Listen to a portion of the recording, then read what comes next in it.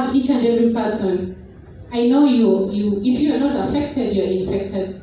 Kindly just stand up for a moment of silence for our parents and relatives who are passed on HIV positive.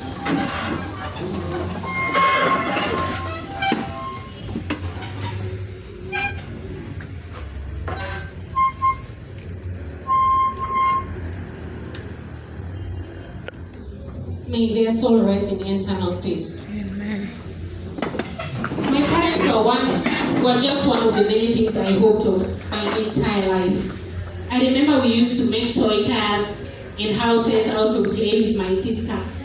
And we used to say how much we would build houses and buy cars for our parents. But this did not come to pass. Dad and mom died in 2002 and 2003 respectively. The pain of losing a parent is something no one should go through, especially young children. Like any other orphan in this room, I miss my parents. I miss an explanation from them as to why I had to be HIV positive.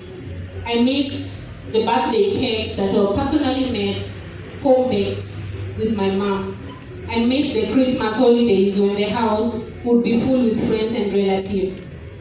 That is the time I sat alone with my thoughts, and I would think now when would be the best possible Christmas for me and my sister. I was honestly embarrassed and ashamed. This is the time I had to face the reality. What I have been thinking about, that there's no place like real parents and real home, was actually true. Now, my first thought was, what am I going to tell everybody when school opens?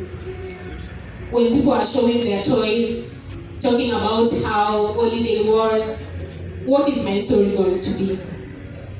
I thank God for my auntie. She will show up in very beautiful gifts. She will show for us every single thing a young girl in an adolescent stage will need. I was so overwhelmed with joy that the sister to my mother would show up at the time I thought I was left alone. I was not overwhelmed because he brought supermarket cakes when I really needed home-baked cakes. But I was overwhelmed because somebody remembered that we existed.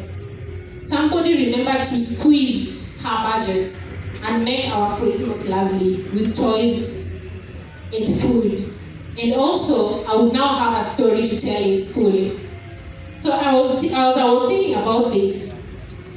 And I was thinking that this was my best Christmas. I was imagining how best could I make this possible for other kids outside there who need it. In 2015, I was not only an orphan, but also on ARVs medication that had to be taken every morning and every evening. The only clock that my mom left behind had stopped working because of lack of batteries. I depended on the sunrise and the sunset. And sometimes when it was misty and foggy, I would just gaze and take my ARVs. I did not have a reminder.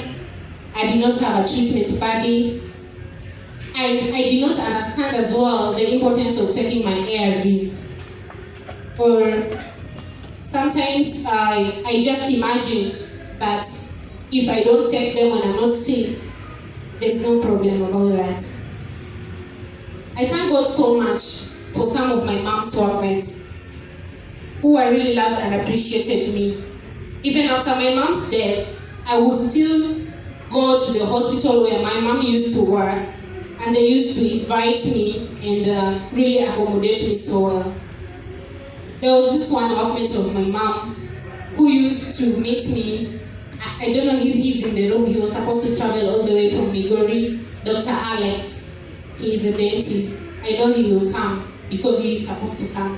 He used to meet me and give me 20 shillings. Each and every time he meets me when I'm from school, he gives me 20 shillings. I think this was not too much to him.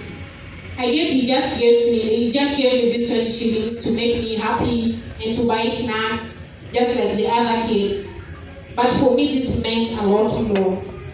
I used to save and buy myself things that I would wish my mom to buy for me if she was alive. Let me borrow from Ben Carson's saying in his book, Think Big. He says, always help someone, you may be the only one who helps them. And I really thank you for that. The death of my parents separated me from my sister. Like many African homes, most children were divided to stay with relatives when their parents died, and some of the children would go to stay with the other relatives. This is the time when life turned around, and this was a bitter herb that I had to swallow. I stopped going to school where my mom enrolled me to, and had to travel up countries to live with my grandmother. I remember how much my grandmother loved me, even though sometimes we would go without food, sometimes we would just sleep without eating anything. But the love she had for me was all I needed. Although she understood that I was taking ARVs, but she did not understand so well that they had to be taken on time. Fast forward, life became so unbearable for me up countries. At this time, I was to join high school, but it seems like it was not a priority to the people I stayed around. So my auntie, a sister to my mom, took me to her house in Kisumu, where it was a very good experience for me. I joined his family in Kisumu, and this was a very good experience, I can tell you, for a village girl. My first day in Kisumu, lovely. I cannot forget that. My first day seeing beautiful city, light everywhere, and getting into a house, a beautiful house, lovely parents, and my uncle as well. That was a very good experience for a village girl like me. My uncle is Uncle Colin Sobonyo, and my auntie is Auntie Sally. Thank you for coming, Mommy. I love you, Daddy. Thank you for coming. So, they loved me so much, and they took me as part of their family. I was then enrolled to Form 1 in Mawego Girls, something I really treasure to date, and I don't take it for granted. I had always admired secondary school girls in white socks and night-fitting skirts, but I always knew I will not make it to high school because that is what I was told by the community, simply because the ARVs virus was swimming through my blood. That evening when I was finally enrolled, I remember my auntie had sent one of my cousins, who I really respect. She sent my cousin to take me to high school in Mawego Girls because she was very busy. She was a teacher in Kisumu Boys, and so she had to send my cousin. That is the cousin I have a house. I stay alone in Nyahera, but I'm always a visitor in my house. Because most of the time, I tell my cousin, I'm coming to your house every weekend. When I was organizing for this event, there are late night meetings that I had to go to. She released me, she never bothered me, she never asked me, but I was also very responsible. Thank you so much for making this possible for me, Dr. Christine Ogina. Just for you. Thank you so much.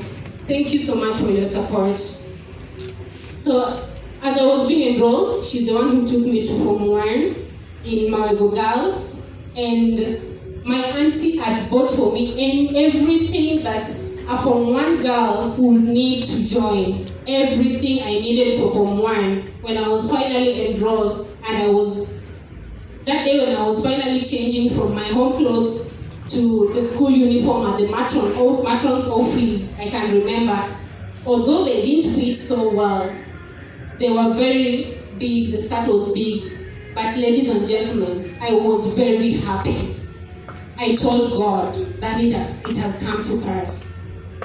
When I joined Mawego Girls, it was a totally different home for me, with different challenges, but God was faithful to me. I found a new home and a new mother.